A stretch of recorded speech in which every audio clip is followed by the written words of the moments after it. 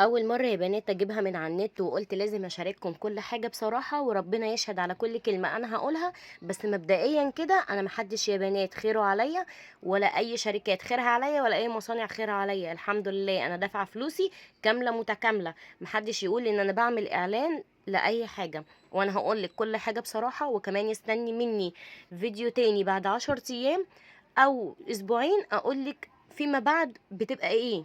تمام، لان الزبده يا بنات معروفه، اول ما بتسيحيها بتبقى شيء، وفي الاخر او بعد 10 ايام بتبقى شيء تاني.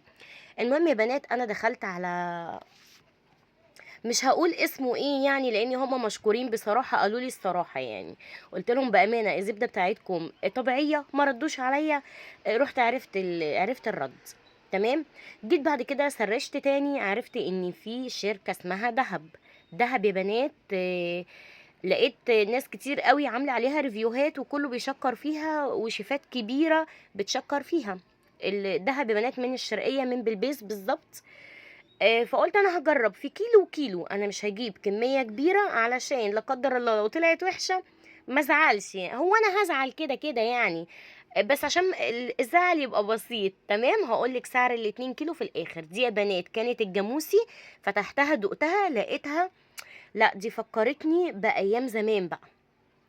ايام جدتي لما كانت تجيب السمنه وتسيحها وتعملها لي كده سندوتشات بسكر، او افضل اكلها كده. لا فكرتني بجد بالايام دي، حلوه، عجبتني قوي. بس يا ترى بعد ما تتسيح هتبقى كده؟ تعالي ونشوف.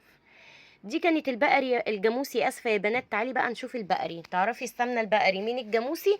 البقري يا بنات بتبقى صفرة شويه، الجاموسي بتبقى بيضه معروفه. فتحت عليها، فبصراحة هو أنا بحب الجاموسي، يعني أنا عن نفسي من زمان، من أيام تيتا الله يرحمها، متعودة على السمنة الجاموسي، ما كانتش بتجيب البقري. ولكن أنا قلت هجرب البقري. طعمها حلو، حلوة جميلة، يعني أنا دقتها من جوه حلوة. بصي، أنا بصراحة كنت طول ما أنا واقفة عمالة أدوق فيها، ده كان اللي قدام الكاميرا بس.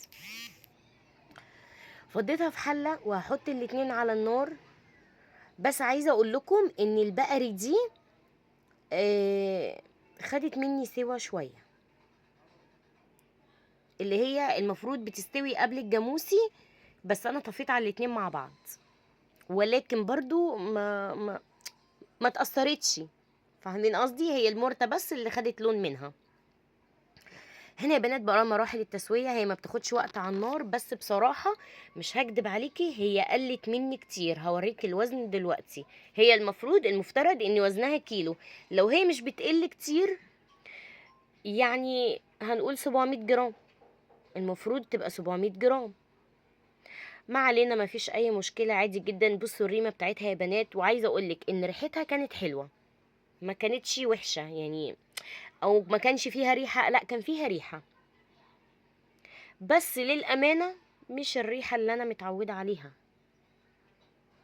يعني انا يا بنات في شهر طوبه بجيب الكيلو ب 250 جنيه. هقولك دلوقتي سعر الاتنين كيلو دول عاملين كام. بصي بقى اللي على الوش ده، ده المرتة. انا مش هطفي على السمنه بتاعتي غير لما اللي على الوش ده يركز تحت وياخد اللون البيج، والسمنه بتاعتي تبقى صافي زي ما انت شايفه كده. وطبعا كل شويه ايدك فيها قلبيها. المفروض يا بنات ان انا كنت افصل على البقري دلوقتي، بس انا مفصلتش. شايفين خدت مني لون ازاي؟ عادي جدا. دي الجاموسي يا بنات، ودي المرته بتاعتها. المرته بصراحه ربنا ما كانتش افضل حاجه، انا بقول الصراحه. تعالي نصفر الجهاز ونشوف، او نصفر الميزان ونشوف هتطلع معايا قد ايه. بصي هكبر لك الشاشة. 613 جرام، وفي شوية صغيرين من بره، يعني قولي 650 جرام. ماشي، هي قلت الصراحة، يعني 700 دي وكان المفروض ان هو يبقى قليل، بس ما علينا عادي جدا. هي اساسا بصراحة سعرها رخيص جدا.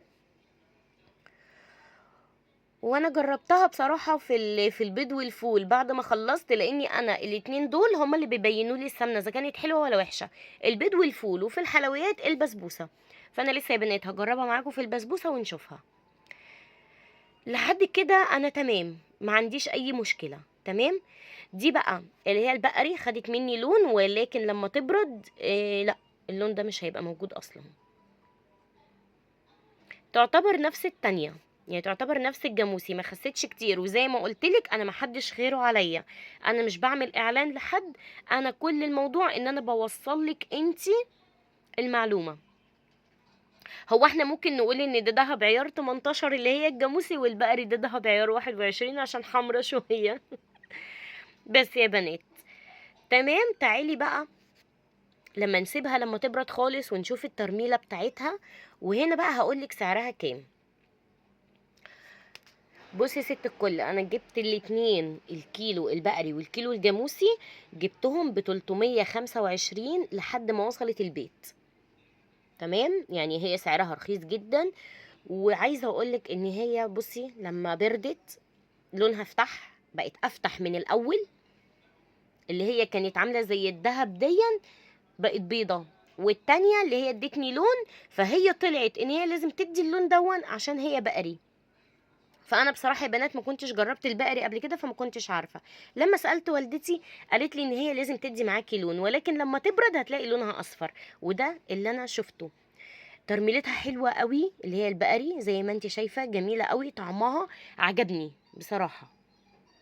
دي الجاموسي، بصي ترميلتها برضو جميله قوي وعجبتني في البيض، والبقري عملت بيها فول لقيتها حلوه قوي.